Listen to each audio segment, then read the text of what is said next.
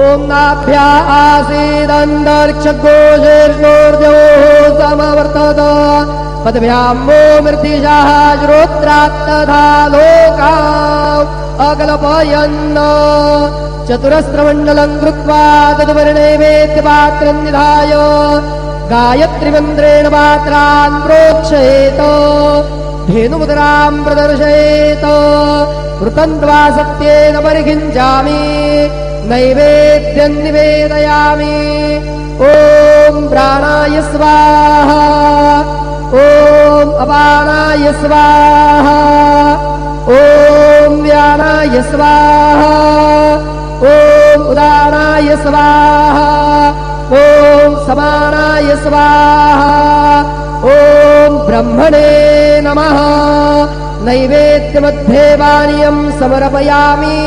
पुनर्नैवेद्यं निवेदयामि ॐ प्राणाय स्वाहा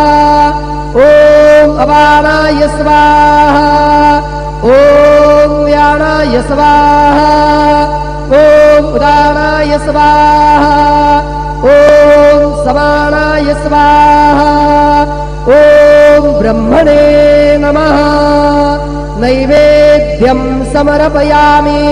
हस्तप्रक्षालनं समर्पयामि मुखप्रक्षालनं समर्पयामि शेषोपचारार्थे प्रार्थनापूर्वकं नमस्कारं करोमि श्री सच्चिदानंद सद्गुरु साईनाथ महाराज की जय।